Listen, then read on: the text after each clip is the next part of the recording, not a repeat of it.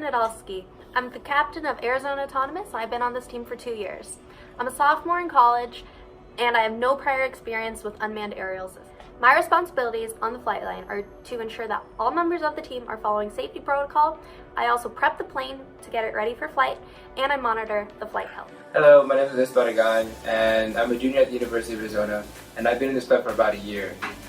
I had no prior experience with the unmanned aerial system up until this point, and currently I'm responsible for post-processing of images, and in flight I'm responsible for the post-processing and sending these images over to the judges. Hey, my name is Evan Weiler. I'm a senior.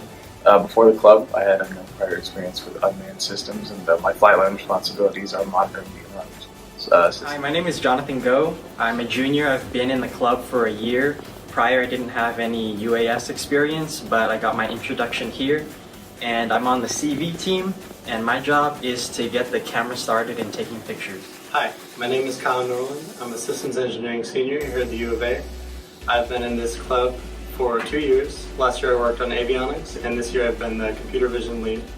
On the flight line, I'll be responsible for overseeing all of computer vision and debugging and walking through the process if there's any errors during this flight. I'm James Murphy. I'm a senior computer science major here at University of Arizona.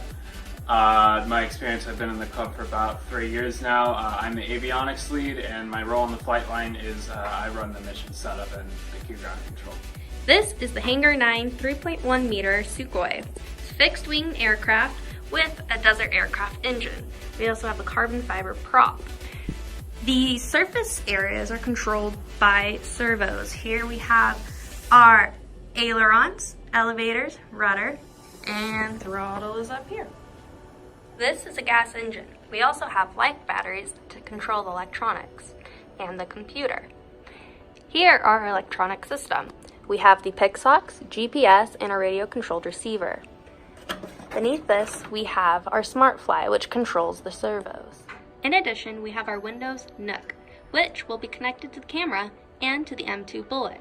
This will allow us to wirelessly transmit the image data to the ground station. One part of our software system is using Q ground control to autonomously fly the plane. This will allow us to create waypoints that the plane will fly through. For mission demonstration, our main objectives are autonomous flight, obstacle avoidance, obstacle detection, classification, and localization, and the airdrop. We will not be attempting the airdrop. However, we're very confident on our ability to complete the other three. This is the onboard computer, and it will sit right here on the plane, and it'll be powered from the plane's batteries, and then the camera and gimbal will be connected below. So on this computer, what we have is a bash script, and this bash script is going to be called remotely from the ground station through SSH. And what it does is it opens up the software that the camera runs on, and then it waits for 5 seconds, and then it launches a Python script which specifies all the correct settings and starts the camera. So on this Python script, what it does is it uses screenshots that we've taken, stored in this folder, and it uses these screenshots to click the correct settings within the software app and start the camera. And it uses delay statements in order to wait for Windows to open and connections to launch. And we also have a try and catch so that it checks boxes that aren't checked but doesn't check boxes that already are checked. And then lastly, it uses type write function in order to type the correct file path to save the images to, as well as the frequency of which we want to take pictures. So now let's go ahead and run our bash script. And you can see the camera software is now opening, and in a few seconds the Python script is going to run to select all the correct settings and start the camera. Yep, so now it's taking pictures. We conducted unit tests for the hardware of the plane and then the autopilot. Around the end of April, we noticed inconsistencies in the position and alignment of the aircraft. To fix this, we swapped our old PIXOX unit and GPS for newer ones. After replacing those units, we noticed much better accuracy in the position of the plane. That allowed us to complete full mission test for the autonomous flight portion of the mission.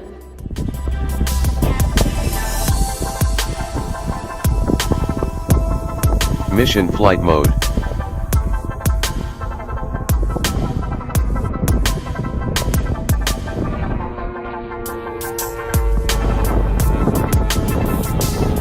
This video demonstrates the autopilot testing and overall mission objective readiness. Okay, so this is our plane, and we use a system called Q-Ground Control, which is an interface for running and testing our autopilot. It's an autopilot stack. So to connect to the plane, all we do is connect to our mission profile, which we named Griffin, which is the name of our plane. And then we click connect, and then if it's all working, it should connect. You'll see a little loading bar that Q-Ground Control provides us with, and once it's fully filled, then we know that we connected. It may give us some errors, so this is what we do when we have errors. It'll give us a warning, maybe a few of them, and then we'll go to sensors, and most of the time the errors mean to recalibrate. Here's an example of a calibration that we'll need to complete.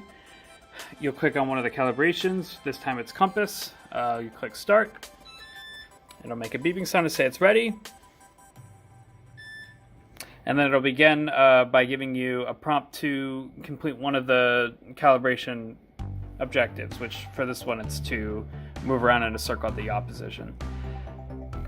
I'll just cancel that for now. Another key objective that we have is a mission profile. This is our testing ground with a little mission made. It's just a regular old circle. This would be where we're taking off. This is our home position, so that way it's a little bit far off from our takeoff point. This is our takeoff point right here. That's a little runway. Here is an example of the plane with the mission already loaded onto it. It centers around where the plane is currently positioned at. Since we don't have the GPS calibrated, it won't show us where the actual plane is currently. Other than that, all we have is we do not currently have testing for obstacle avoidance, imaging detection, and classification and localization, but we anticipate that these will be completed before competition. We won't be attempting to do the airdrop. This video demonstrates what we did to account for any of the errors or missteps that we encountered while trying to test our autopilot during fly days. One problem that we encountered was the plane was flying in circles around any waypoints we assigned it during a mission. We figured out that this problem was caused by the autopilot stack never counting an actual near hit, as in the plane flying very near to the actual coordinate we gave it as an actual hit. This problem was caused because the hit radius was way too big or way too small. What we did for this was we actually found a parameter called nav-ac rad, which represents the radius in feet that counts as a hit. We set this to 100 when we were testing to make sure that worked. Right now it's set to 150 just to demonstrate that it still works no matter what radius you set it to.